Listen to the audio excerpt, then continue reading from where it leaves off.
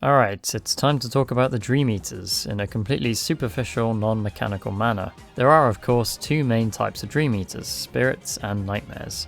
The nightmares have a darker colour palette than the spirits, and so of course I like these more, but you can recolour the spirits to a certain extent with paintballs. Seems cruel, but you can do it. With this in mind, it's hard to say anything about the colour schemes here. Yeah, they're vibrant and sometimes clashing, and if these were heartless I'd probably be pissed. But they're not, and to be fair to them, the rainbow style persists throughout most of the designs, so I guess it's just their thing. Hell, I suppose it makes sense for dream creatures to look like this. The most recognisable Dream Eater is Meow Wow, the only one designed by Nomura himself. Its name is a combination of animal noises, the two animals it represents, meow for cats and bow wow for dogs. Now, what noise does a cow make, kids? It's one of the simpler designs and kinda looks like a blob with appendages. There's plenty of variations here, including a tanuki variant with a leaf on its head. They're all pretty decent looking, and certainly it's iconic, alongside that music.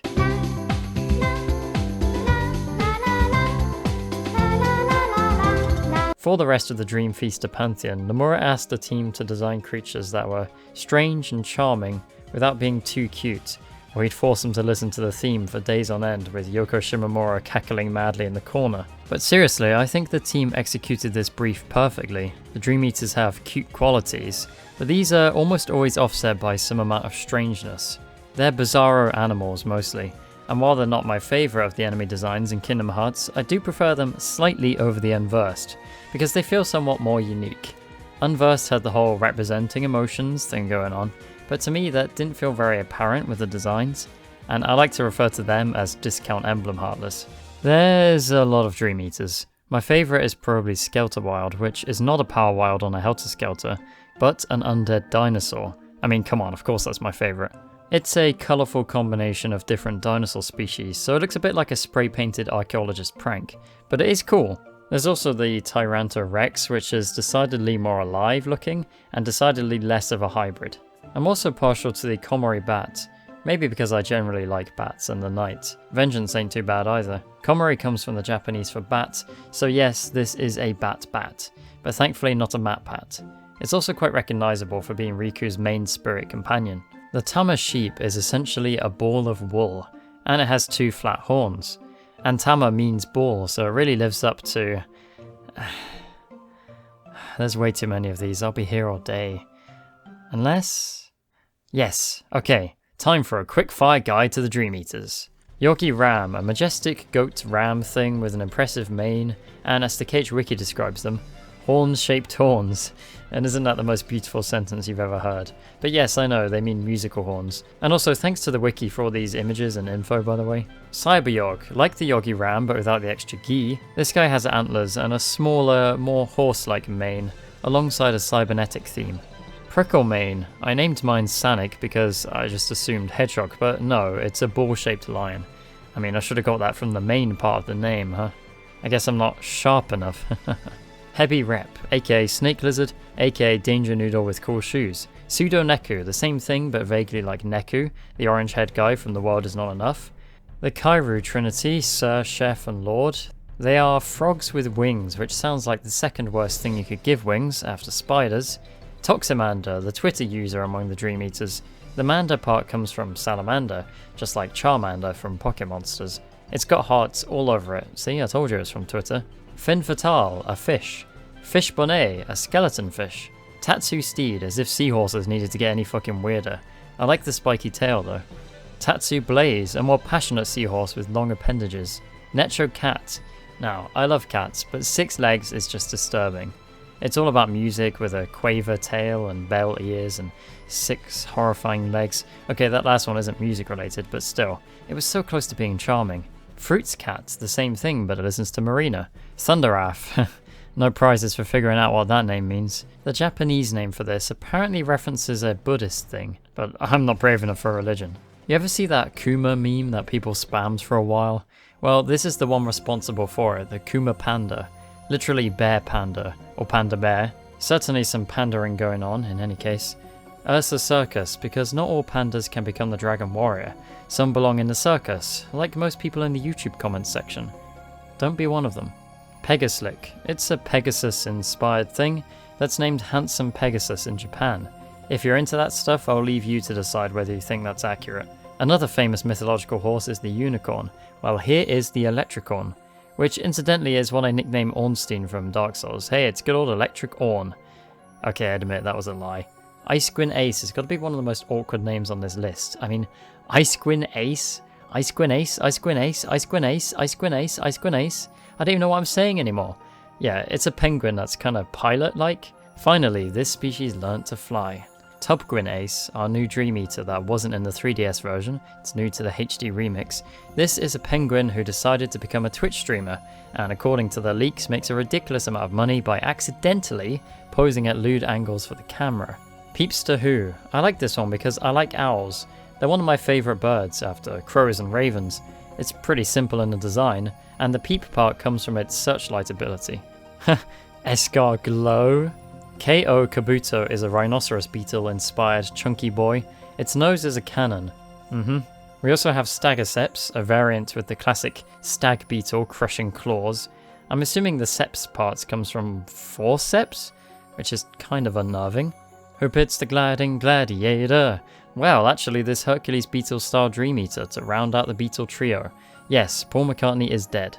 Wee Flower, a happy planty which sticks out a bit for not being based on an animal. I mean, what's next? Is a fungus going to try and get in here? I'm afraid there's not much room.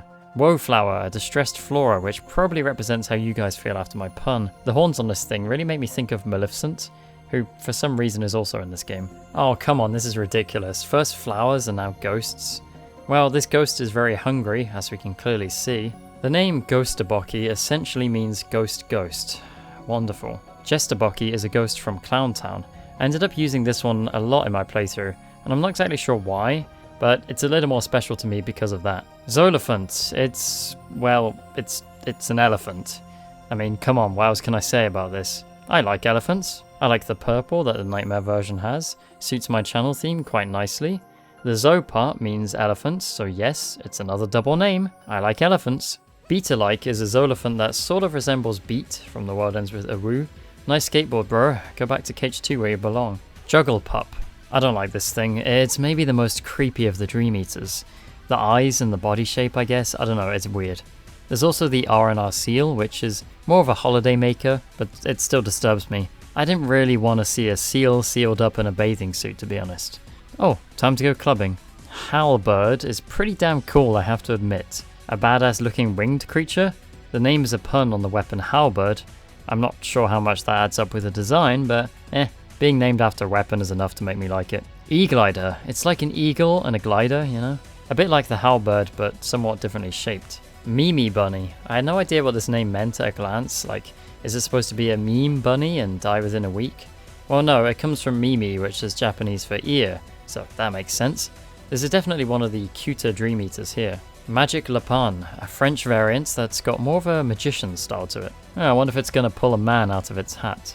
I use this Dream Eater a lot, so it has become one of my favourites, purely through exposure, but not the indecent kind, or the unkind kind that people attempt to pay artists with. Drill Sai. This name is a combo of the drill, that its horn is acting us, and the Sai part is a romanization of Sai, the Japanese for rhinoceros. I like the spiky parts. The Tyrantorex and Skelterwild aren't the only dinosaurs because we also have the Ceraterra, a Triceratops. I like this guy. Looks like it means business. Don't stand in front of it. Good stuff. Ducky Goose is, well, it has a mouth in its stomach. It's rather unnerving, this thing. Rough it up a bit and it might fit in with a Labyrinth or a Dark Crystal kind of movie. I don't find this cute or charming, to be honest, and I don't want that tongue anywhere near me. Perhaps this one doesn't quite perfectly fit the brief. Then there's the Drac Quack, which is a dragon version, but no less weird looking. Aura Lion, not to be confused with Auron Lying, is another one of my favourites. It's quite the badass looking Dream Eater, even despite all the colours going on. Interesting segmented tail there. Sort of related is the Kiba Tiger, which is a saber-toothed tiger with crazy long fangs. Man, it must be awkward having those. I generally like lions over tigers, but this is still very cool. Finally, the Ryu Dragon, or Dragon, because of course. Yep, a pretty nice one to end on. It's not particularly ferocious looking dragon, but that's okay, I still like it. It has that mystical feel to it, like seeing an ancient guardian spirit only spoken of in legends. That's a bit flowery, sorry. I mean, who doesn't like dragons, eh? Okay, that's it for the smaller spirits and nightmares, but of course there's a few boss nightmares to look through as well. These are definitely more monstrous than the little ones, but still very colourful. I wasn't hugely into the nightmare bosses for the most part. I think the Clawbster duo were my favourites. Still a bit awkward, but not too bad, and I like their designs. Hocker Monkey I preferred in the spellcaster form. Wargoyle I didn't like, especially on Riku's side in the air, that was awkwardness incarnate. Commantis I wasn't a fan of either. The area felt too small and I just ended up spamming the flow motion teleport attack because everything else felt unsafe. Holy Moly was fine, just fine. Spelican I didn't mind. I keep seeing everyone bring this one up with bitterness, but I thought it was alright. I was playing on standard, mind you. I loved how annoyed it got when the characters were messing around in Traverse Town. Then Brawler Mari. I like the design, but I'm not a fan of dive bosses, Queen Buzzerfly being the other one. She was originally meant to be a small Dream Eater, but that was cut and turned into a boss. Appearance-wise, I think these all look good though. There's also Anti-Black Coat, whose red eyes inside the organization hood makes for a supremely sinister effect. And the Armored Ventus Nightmare, which I have nothing to say about except the white effect in the boss is cool. No, I'm not going to talk about Riku's design. Here's a page showcasing a Dream Eater that never made it past concept stage. I suppose the meme bunny and rabbit in the hat were enough already. And I think that's all I have for this video. Dream Eaters were certainly an interesting inclusion, but I think they have their place, and they do feel quite unique. I don't expect them to return in a big way, other than the Chirithes of course, and that's fine. They feel very attached to Dream Drop Distance, and they suit this game the best. What are your thoughts on the Dream Eaters? Any favourites or least favourites? Let the world know in the comments below, and thanks for watching.